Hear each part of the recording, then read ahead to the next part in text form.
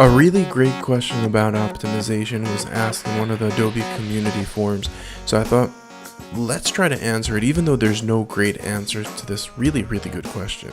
So the question is optimization if or multiple function calls.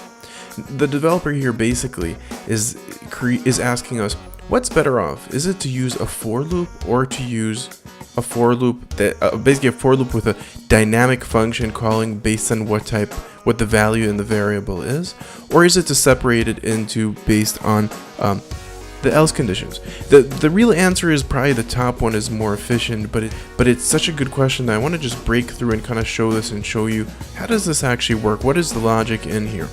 So I'm going to go into my Adobe Flash here, and I already pasted inside his code, but I pasted it in a little bit differently. Two things from an efficiency perspective for the developer itself is to make sure that he defines his variables outside of his for loop.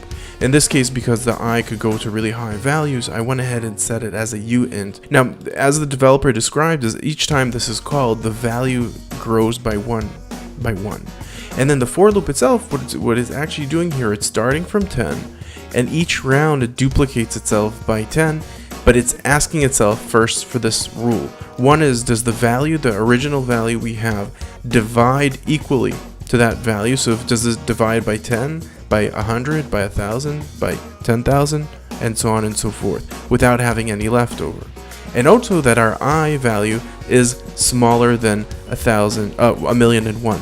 By the way, I changed his variable from x to I because I pasted it right into our display into the root, and x is a reserved variable because it's part of the display variables properties, more accurately.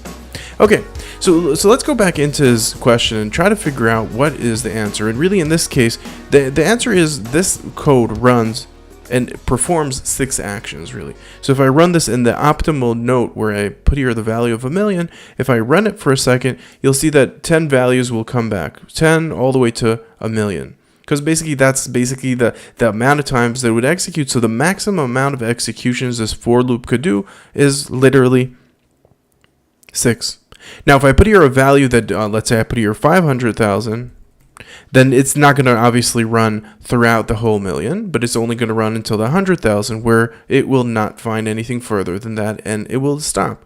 And if I put here, though, a value such as 101, it's going to automatically, as soon as I run it, terminate that for loop. And because of this definition here, basically the value would always have a remainder of 1, and because of that remainder of 1, it's going to automatically go out. So from an efficiency perspective, this is really efficient coding. It's really beautiful and complex to look at. It took me a few minutes to realize what's actually going on in there.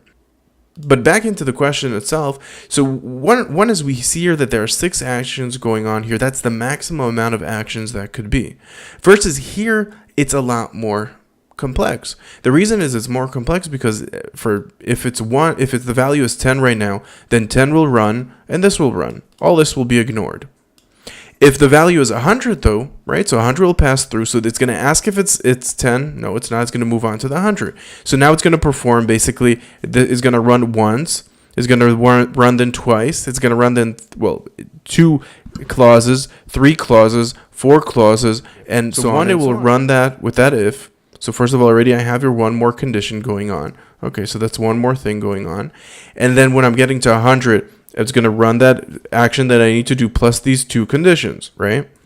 And so on and so on. So I'm automatically adding a lot more taxing, a lot more things in general. Now, if the question in general are functions more efficient than if conditions, not necessarily. Functions take something from the processor. So it is a good question. In general, I would lean to this because it just is cleaner. But I would say that really the big question about performance is not a question about if you should do it this way or that way. This is probably not a nice way to do it at all. And if you really have to do this, you could probably skip the for loop altogether because you're already listing out all the different terms. So if you're listing out all the different terms, you just don't need a for loop because you're running through all of them anyways. So with that said, and if you do that, if you're doing it in this way and not using a for loop, that might be the most efficient way. But once you're also putting a for loop and also running through each and every single case, it kind of defeats the point and purpose of a for loop. The for loop is just not needed anymore in the scenario where I'm actually explicitly saying all the different values that are possible. So this is an obvious no. It's an obvious never. Now the question is it maybe the value of putting it here without this for loop and just going through these values and just progressing through these values in this way, it might be a very efficient way. So it might be a scenario that's worth testing into. But I would say also look into the question of what are the do effects doing? Is there any way to unify those do effects into one method? If there is, that probably would be the most efficient way, and I would definitely go for the top option. So I hope this answered your question. It is such a complicated question that I don't think anyone would actually answer this. So I hope it helps you, and I hope anyone else that's watching this video, it gives to them something, because it is a fantastic question. All right, see you until next time I see your interesting question.